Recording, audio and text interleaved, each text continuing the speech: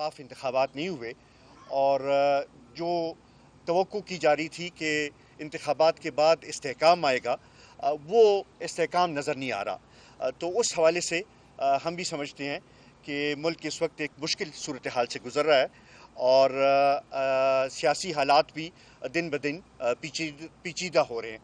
तो इस हवाले से हम समझते हैं कि सियासी पार्टियों को आपस में बैठना चाहिए और आपस में गुफ्तगू शनीद करनी चाहिए और इन हालात का हल निकालना चाहिए। इस हवाले से हम तहरीक इंसाफ के वफद को खुश आमदेद भी कहते हैं और इनके मशकूर भी हैं कि इन्होंने ये पहल की और आके इन हालात के ऊपर डिस्कशन की। मैं बैरिस्टर सैफ साहब को दावत दूंगा कि वो आगे बातचीत करें। शुक्रिया सिकंदर साहब। बिस्मिल्लाहिर्रहमानिर्रहीम।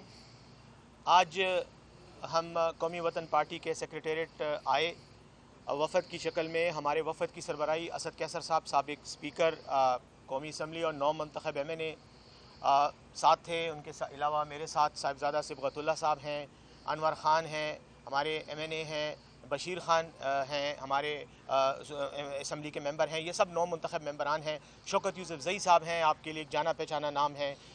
उसके अलावा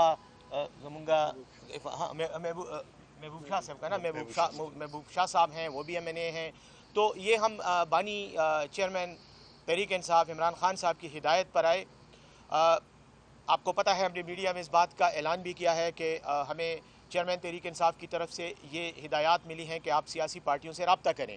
और ये जो हालिया दिनों में इलेक्शन हुए और इसके नताइज के नतीजे में मुल्क के अंदर जो बेचैनी पैदा हुई, जो एक सियासी इंतशार नज़र आ रहा है, एक धांधली ज़दा इलेक्शन के नतीजे में जो सियासी पार्टियों की शिकायत सामने आ रही हैं और बड़े पैमाने पर उन लोगों को कि जिनका हक बनता था, जिनको आवाम ने इलेक्शन में वोट दिए, उनके जो वोटर थे उनकी अमानत में बददियानती की गई और उनके नताइज तब्दील किए गए।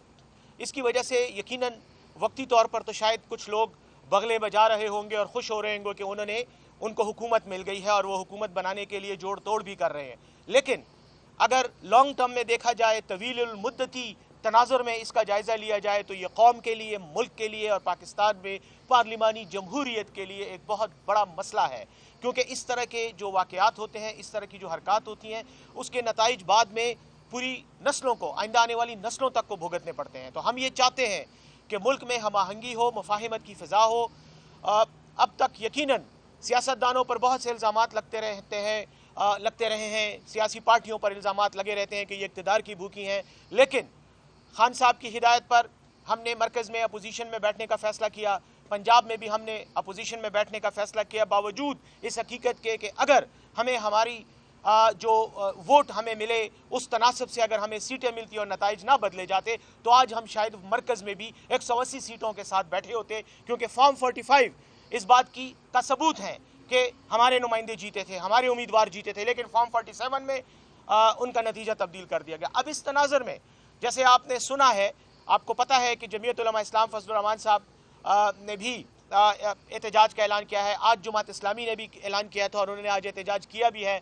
महमूद खान अचकज़ई साहब बलूचिस्तान में और कुछ और पार्टियों के साथ मिलकर एहतजाज कर रहे हैं। पाकिस्तान तहरीक इंसाफ को भी चूँकि उसके हक़ से महरूम किया गया है, तो हम भी इंशाअल्लाह इस हवाले से अपना एहतजाज रिकॉर्ड करवाएंगे और कानून और आइन के दायरे में रहते हुए, जमहूरी उसूलों के दायरे कार में रहते हुए इलेक्शन कमीशन ऑफ पाकिस्तान से, पाकिस्तान की अदालतों से हम इंसाफ मांगते हैं। आज जब हम आए तो आफ्ताब शेरपाव साहब, जो खैबर पख्तूनख्वा के वज़ीर आला भी रहे हैं, पाकिस्तानी सियासत में एक मुदब्बिर, मुतबर और एक बहुत ही बाइज़्ज़त शख्सियत हैं। आज हमने उनके पार्टी के रहनुमाओं से और उनसे मुलाकात की। मैं उनका शुक्रिया अदा करता हूँ। सिकंदर शेरपाव साहब मेरे दाएं हाथ पर खड़े हैं, मैं इनका शुक्रिया अदा करता हूँ। इन्होंने हमें वेलकम किया, हमारी बात सुनी और हमने इनको ये तजवीज़ दी कि हमें इस मसले पर जमहूरी रिवायात के मुताबिक आगे बढ़कर इसका इलाज करना चाहिए, ताकि ये मसला फॉरएवर हल हो जाए। और ये बार बार जो 5 साल बाद इलेक्शन होते हैं, फिर मुतनाज़ा हो जाते हैं, फिर एक सियासी अफरा तफरी होती है, तो ये गलत है। आज शेरपाव साहब ने ये बात की और मैं समझता हूँ बहुत काम की बात है। वो उन्होंने कहा कि असल मसला तो हमें माशी इस्तेकाम का था, लेकिन इस सियासी इस्तेकाम के नतीजे में ये जो अदम इस्तेकाम आया, इसके नतीजे में अब माशी अदम इस्तेकाम भी आएगा और वो जो मकसद था इंतखाबात का वो फौत हो गया।